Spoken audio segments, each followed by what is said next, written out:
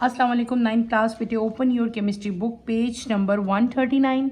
Last lecture में हमने global warming और उसके जो इम्पैक्ट हो रहे थे, डिफरेंट टाइप के इम्पैक्ट थे उसके, वो सारे के सारे हमने डिटेल से पढ़े। आज हम अपना नेक्स्ट टॉपिक स्टार्ट करेंगे। पेज नंबर 139 पे बेटे आपका टॉपिक है 10.5 strategies to reduce environmental issues. ठीक है, जितने भी इन्वायरमेंटल इश्यूज हैं, जैसे कि हमने ग्लोबल वार्मिंग पढ़ा था, एसिड रेन हमने पढ़ा, तो ये तमाम के तमाम जो इन्वायरमेंटल इश्यूज ही हुए ना, ये तो इन कौन से ऐसे मेथड जो है, कौन सी ऐसी स्ट्रेटजीज हैं जो हम यूज़ कर सकते हैं कि इन प्रॉब्लम्स को हम लोग सॉर्ट आउट कर सकें बेटे, इन प्रॉब्लम्स को हम लोग रिड्यूस कर सकें। ठीक है, ये सारे हम लोग आज डिटेल से पढ़ेंगे। Let's start with the reading, then इंशाल्लाह मैं आपको साथ साथ एक्सप्लेन करूंगी।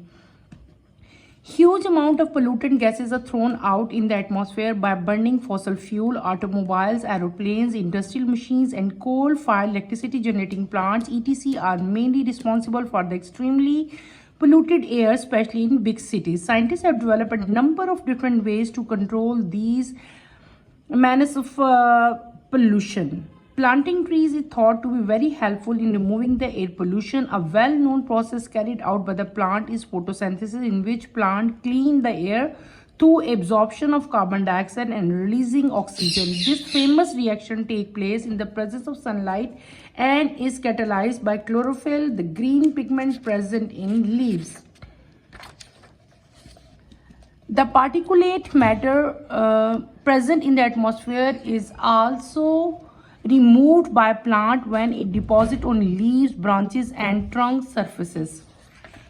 मैंने जो टॉपिक अभी रीड आउट किया है बेटे, हमने क्या रीडिंग की है कि बहुत ज़्यादा जो ह्यूज अमाउंट है पोल्यूटेंट की बेटे, वो एटमॉस्फेयर में जो है, वो रूटीन में जो है वो थ्रो की जा रही है by burning fossil fuel, automobiles, aeroplanes, industrial machines, coal fire electricity generating plants. ये तमाम वो चीज़ें हैं जो कि पोल्यूशन में, रूटीन में जो है पोल्यूशन की परसेंटेज में जो है एक इंक्रीज कॉज कर रही हैं। ठीक है, कौन कौन सी मैंने आपको बताया, जैसे कि ऑटोमोबाइल्स हैं, गाड़ियां हैं, कार्स हैं, चाहे ट्रक्स हैं, चाहे बसेस हैं, इनके अंदर से स्मोक निकलता है, वो स्मोक भी एयर पोल्यूशन कॉज करती है।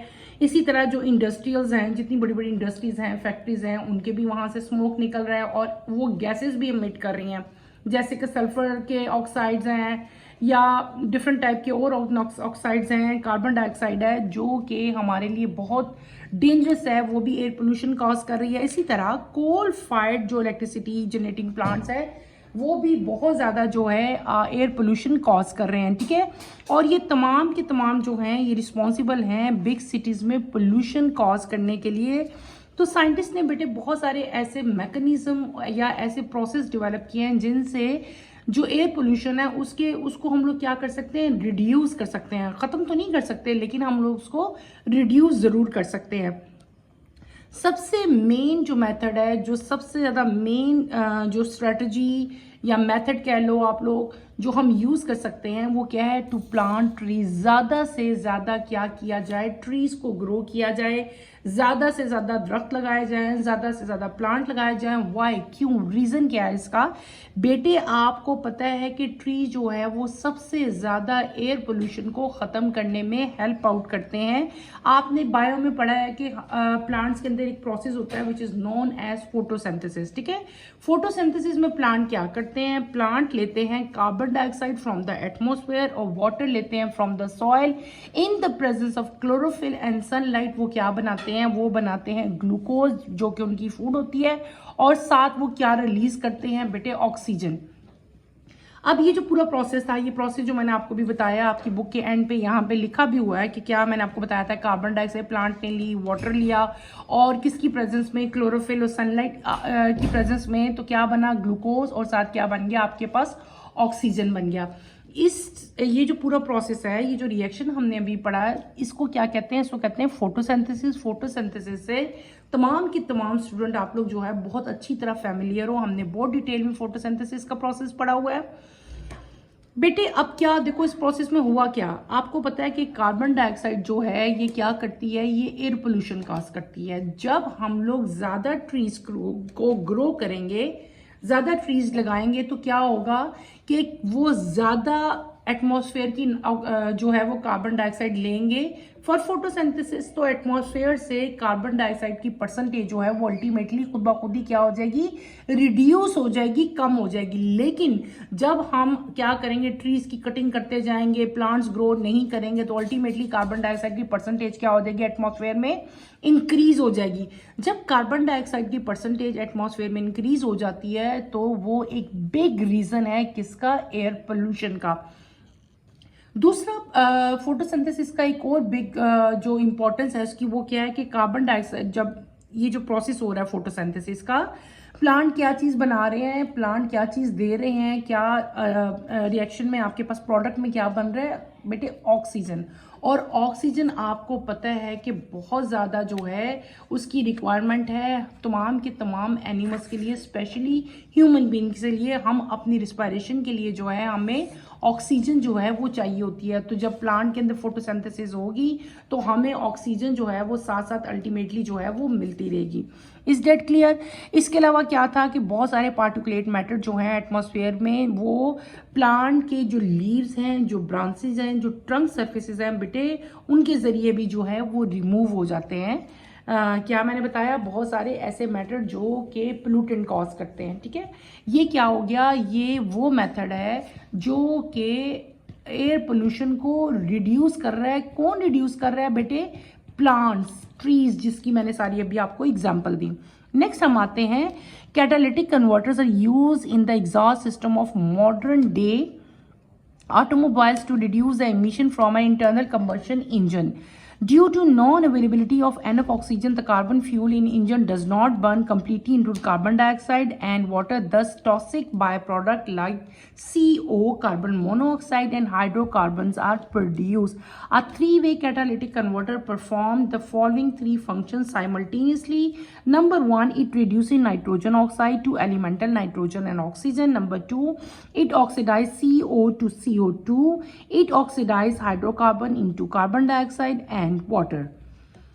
नेक्स्ट प्रोसेस हमने अब इसकी रीडिंग की। पहला प्रोसेस मैंने क्या कहा था कि वो कौन सा प्रोसेस है, हम प्रोसेस पढ़ रहे हैं, हम डिफरेंट वेज पढ़ रहे हैं जिससे क्या होगा, पोल्यूशन को हम रिड्यूस कर सकते हैं। पहला प्रोसेस हमने क्या कर लिया, बाय प्लांट्स, बाय ट्रीज। ठीक है, दूसरा क्या चीज़ है, दूसरी चीज़ कैसे हम रिड्यूस कर सकते हैं, by using catalytic converter. Catalytic converter क्या होते हैं, कैटालिटिक कन्वर्टर बेटे हम यूज करते हैं जितने ऑटोमोबाइल्स हैं उनके अंदर कैटालिटिक कन्वर्टर जो है, इंजन के अंदर जो है बेटे ये लगे होते हैं। क्या लगे होते हैं, कैटालिटिक कन्वर्टर।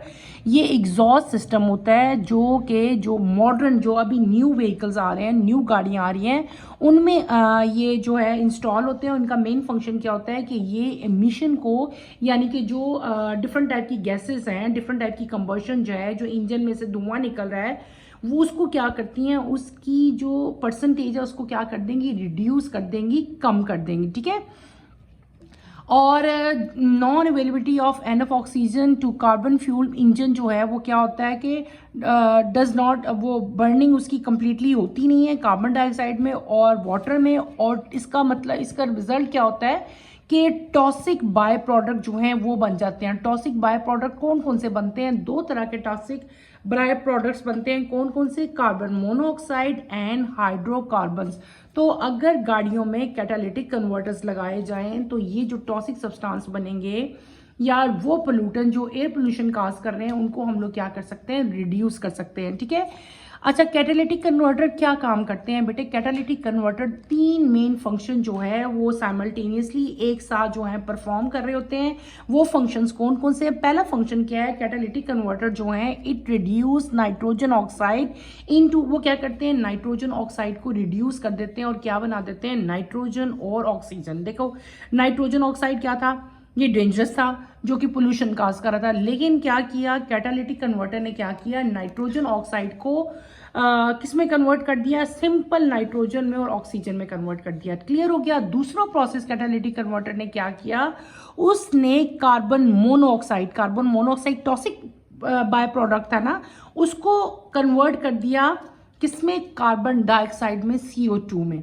फिर क्या हुआ, तीसरा जो प्रोसेस है उसमें क्या हुआ कि इट ऑक्सीडाइज हाइड्रोकार्बन को वो कन्वर्ट कर देता है कार्बन डाइऑक्साइड में और वाटर में। क्लियर हो गया। ये तीनों के तीनों प्रोसेस जो हैं ये कौन कर रहा है, they are perform by catalytic converter.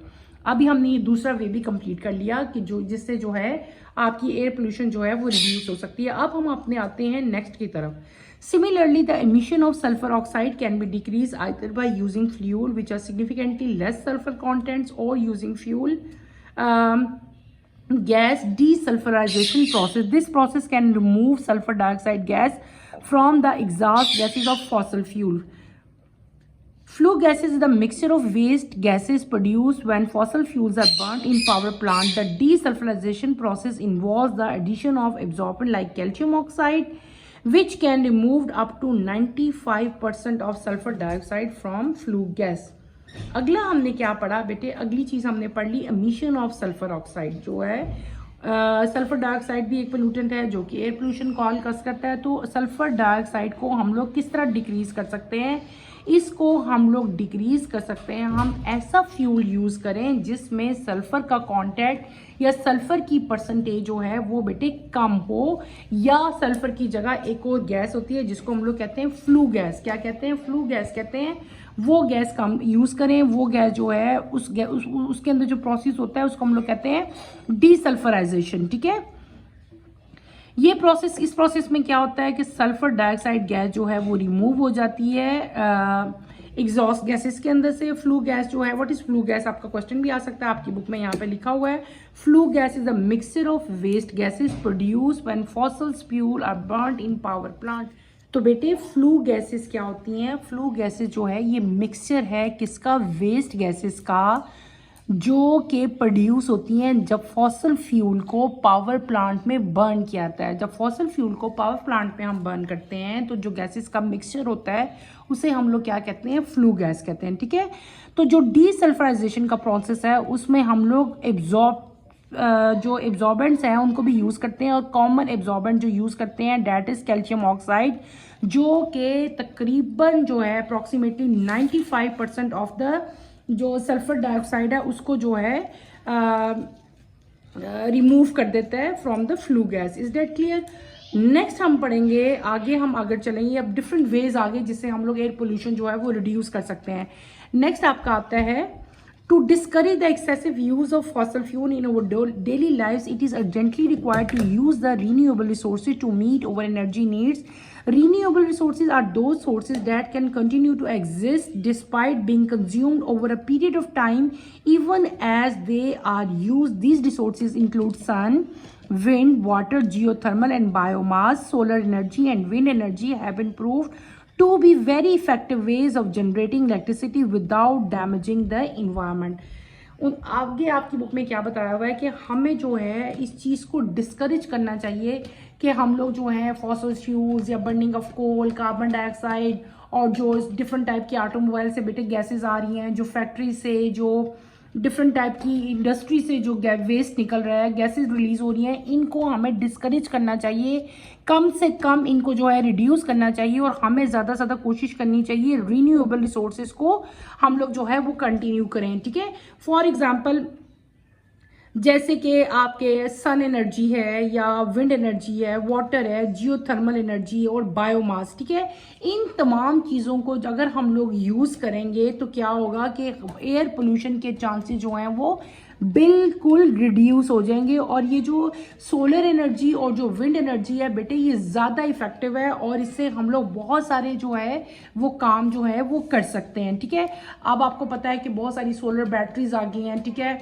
और ऐसी इवन कार्स और ऑटोमोबाइल्स भी बन रही हैं जो कि चार्ज होती हैं, जो जिनके अंदर इलेक्ट्रिसिटी से जो है वो कार जो है वो चली है, और जो कार्स इलेक्ट्रिसिटी से बेहतर चलती है ना उनके अंदर से स्मोक नहीं निकलता। ठीक है, जब उनके अंदर से स्मोक नहीं निकलेगा तो एयर पोल्यूशन तो बिल्कुल रिड्यूस हो जाएगी, ख़त्म हो जाएगी।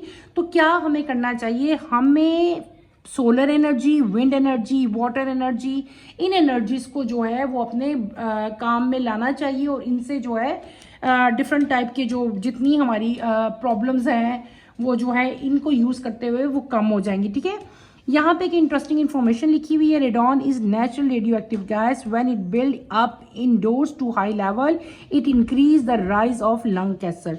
एक गैस आपको बताई हुई है रेडियो एक्टिव गैस। ठीक है, रेडियो एक्टिव गैस रेडॉन बताई हुई है, जब हम इसको इनडोर हाई लेवल पे बनाते हैं तो ये गैस क्या करती है, ये लंग कैंसर जो है वो कॉज करती है। नेक्स्ट पेज पे आप आए, page number 141, how to avoid harmful effect of air pollution.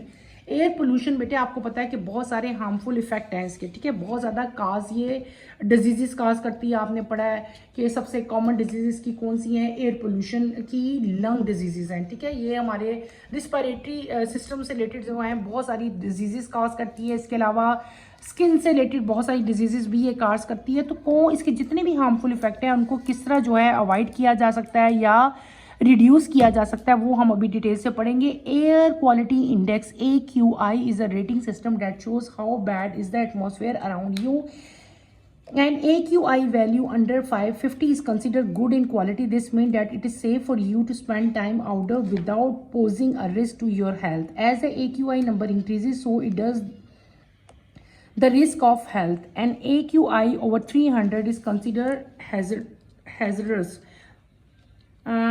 Children under 18, adults over 65, people with chronic heart or lung disease and diabetic people are high risk group. Outdoor workers can be considered at high risk because of prolonged exposure. यहाँ पे एक आपको चीज़ बताई हुई है air index quality. Air index quality इसको हम लोग AQI भी कहते हैं। बेटे एयर इंडेक्स क्वालिटी जो है ये एक रेटिंग सिस्टम है एयर का। इस AQI से आपको ये पता चलता है कि जो एटमॉस्फेयर में जो आपकी एयर है वो कितनी बैड है, कितनी गुड है, उसकी क्वालिटी कैसी है, ठीक है। इसकी कुछ वैल्यूज़ होती हैं। अगर तो AQI की वैल्यू जो है 50 के से बिलो हो, इसका मतलब क्या होगा कि ये एयर जो है ये आपके लिए सेफ़ है, आप यहाँ पे आउटडोर जो है वो टाइम जो है स्पेंड कर सकते हो। लेकिन अगर AQI की वैल्यू जो है इंक्रीज होना शुरू हो जाए तो वो क्या होगी, आपकी हेल्थ के लिए डेंजरस होगी, ठीक है। अब कुछ पिछले 1-2 सालों से बेटे इवन पाकिस्तान में भी जो AQI है यानी कि एयर क्वालिटी इंडेक्स जो है वो बहुत ज़्यादा इंक्रीज हो रहा है। इवन ये 300 से भी एक्सीड कर जाता है और 350 तक 360 तक जो है वो पहुंच रहा है। और जब ये एयर इंडेक्स जो क्वालिटी इंडेक्स है, जब इसकी नंबर जो है बेटे इसकी वैल्यू जो है बहुत इंक्रीज हो जाती है तो ये chronic heart disease, lung disease और डायबिटिक पीपल्स को जो है बहुत ज़्यादा इफ़ेक्ट करती है, ठीक है। जो आउटसाइड डोर वर्कर्स हैं उनके लिए जो है बहुत ज़्यादा रिस्क होता है कि वो यहाँ पे ज़्यादा देर तक जो है अपने आप को एक्सपोज करें। ज़्यादा देर तक एक्सपोज करेंगे तो वो बहुत सारी डिजीज़ जो हैं उनको हो जाएंगी। नेक्स्ट आप क्या आते हैं, the following steps should be taken when air quality is bad. अगर आपकी एयर क्वालिटी बैड हो यानी कि आपका जो एयर क्वालिटी इंडेक्स है AQI है उसकी अमाउंट या उसका जो नंबर है वो 50 से ज़्यादा हो या इवन 300 से ज़्यादा हो जाए तो आपने कौन से स्टेप्स लेने हैं, किस तरह अपने आप को महफूज रखना है वो हम पढ़ेंगे। Number 1 is reduce the time you spend outdoor, also reduce the intensity of outdoor activity according to expert. The chances of being affected by unhealthy atmosphere increases the person stay outdoor for longer periods or involved in more laborious activity outdoor। अगर आपका AQI या जो आपका बेटे AQI index है जो उसकी quality जो है बेटे वो 300 से ज़्यादा एक्सीड कर जाती है तो आपने कोशिश करनी है कि आप आउटडोर एक्टिविटीज़ जो हैं उनको रिड्यूस करो। बाहर की जितने काम हैं, जितनी एक्टिविटीज़ हैं उनको बिल्कुल बंद कर दो। और जो है ऐसे लोग जो बेटे बाहर काम करते हैं उनको कोशिश करनी चाहिए कि वो ज़्यादा देर तक बाहर जो हैं वो टाइम ना स्पेंड करें और ज़्यादातर कोशिश करें कि इनडोर एक्टिविटीज़ जो हैं वो ज़्यादा करें। नेक्स्ट आता है, if you are forced to go out then consider wearing a mask. Unfortunately not all the mask provide adequate safety against particulate matter. Cloth और dust mask may not effectively filter out the final particles. However, well-fitted N95 masks have better filtration capabilities and may be safer to use। दूसरी चीज़ क्या है कि देखो पहले तो आपको क्या कहा कि आप अवॉइड करें कि आप जो है आउटडोर एक्टिविटीज़ को ख़त्म कर दें। लेकिन अगर बेटे हर इंसान की अपनी प्रॉब्लम्स हैं। कुछ लोग ऐसे हैं जिनको अपनी रूटीन वर्क के लिए, अपने काम के लिए, जैसे कि लेबर्स हैं, उनको आउटडोर काम करना पड़ता है। तो इस केस में जब आपके लिए ज़रूरी हो जाए, नेसेसरी है कि आपने आउटडोर एक्टिविटीज़ करनी है, तो उस केस में आपने क्या करना है, आपने मास्क का यूज़ करना है। लेकिन मास्क भी हर तरह के मास्क भी, बल्कि जो क्लॉथ मास्क हैं और जो दूसरे मास्क हैं बेटे वो बिल्कुल भी जो है वो सही नहीं होते। वो मास्क आपको डस्ट से महफूज नहीं रखते। आपने उस केस में जब आपका AQI जो लेवल है वो बहुत ज़्यादा एक्सीड कर जाता है तो आपने N95 मास्क जो है वो यूज़ करने हैं। N95 मास्क में बेटर फिल्ट्रेशन कैपेबिलिटीज़ होती हैं जो कि आपको सेफ रखती हैं। नंबर 3 पे अगर हम आते हैं, keep your indoors healthy by keeping the windows and door close. If it is difficult to maintain clean air in the entire room then create a clean room by switching on air conditioner और air cleaner. अगर आपको लगे कि आपका AQI index जो है, जो उसकी अमाउंट है वो 350 तक पहुंच चुकी है, तो ऐसे केस में बेटे आपने अपने घरों के विंडोज़ और डोर जो हैं उनको क्लोज कर लेना है ताकि वो एयर और उसके जितने भी डस्ट पार्टिकल्स हैं, जितनी उसमें गैसेस हैं, वो आपके घर के अंदर ना आए। आपने जो है अपने घर को, अपनी विंडोज़ को, अपने डोर्स को क्लोज रखना है, बल्कि कोशिश ये होनी चाहिए कि हम लोग अपने अपने होम्स के अंदर एयर क्लीनर जो है उनको इंस्टॉल करें, जो कि आपके घर की जितनी भी बैड बेटे गैसेस वगैरह होती हैं उनको वो मतलब क्लीन कर देते हैं, रिमूव कर देते हैं। ठीक है, डिफरेंट टाइप के जो एयर क्लीनर्स हैं वो अवेलेबल हैं। नेक्स्ट आपके आता है, if you experience such symptoms then worry you talk your doctor. अगर आपको लगता है कि बेटे आपको इस बैड एयर की वजह से कोई हेल्थ इश्यूज हैं, सपोज आपको जो है प्रोलॉन्ग कफ हो गया है या आपको रिस्पायरेटरी डिसऑर्डर, सांस लेने में प्रॉब्लम हो रहा है, ठीक है, तो आपने उसको इग्नोर नहीं करना बल्कि गो टू योर डॉक्टर। आप डॉक्टर को चेकअप करवाएं और जो है डॉक्टर आपको फर्दर जो है वो बताएगा कि आपने जो है वो कौन सी मेडिसिन लेनी है। Number 5, install carbon monoxide detector to detect the increased level of carbon monoxide. The higher level of carbon monoxide may occur due to the faulty fuel burning appliances. आप लोगों ने अपने अपने घरों में, अपने ऑफिस में क्या करना है, आपने डिटेक्टर लगाने हैं। कौन से डिटेक्टर? कार्बन मोनोऑक्साइड के डिटेक्टर। बेटे ये जो डिटेक्टर होते हैं ये डिटेक्ट करते हैं कि जिस एटमॉस्फेयर में, घर में लगाया है, ऑफिस में लगाया है, जहाँ भी कहीं हम ये डिटेक्टर लगाएंगे वो आपको ये चीज़ डिटेक्ट करके बताएगा कि इस एटमॉस्फेयर में कार्बन मोनोऑक्साइड जो है वो प्रेजेंट है कि नहीं है। अगर वहाँ पे कार्बन मोनोऑक्साइड जो है प्रेजेंट हुई तो आपने जो है फिर अपने वहाँ पे क्या करना है, एयर क्लीनर जो है वो इंस्टॉल करने हैं ताकि वहाँ से जो है कार्बन मोनोऑक्साइड को रिमूव किया जा सके। Breathing in polluted air by these high-risk groups may affect their lungs, heart, and brain. Air pollutant can enter their bloodstream and cause coughing or itching of eyes, which may lead to poor quality of life, hospitalization, cancer, or even premature death. अगर एक person ये तमाम steps नहीं लेता, ठीक है, और वो आउटडोर ही रहता है, तो बेटे उसको हाई रिस्क जो है इफ़ेक्ट्स आते हैं, उसके लंग्स, उसका हार्ट, उसका ब्रेन जो है वो फेल हो जाता है, उनको बहुत ज़्यादा डिजीज़ हो जाती हैं। एयर पोल्यूटेंट जो है आपकी ब्लड स्ट्रीम में एंटर हो जाते हैं और आपको जो है क्या होती है, कफिंग होती है। इवन आपकी आइज़ में भी जो है वो जलन होती है, ठीक है, आइज़ की प्रॉब्लम भी जो है वो काज होते हैं, आइज़ में रेडनेस हो जाती है, वाटर निकलता है आइज़ में।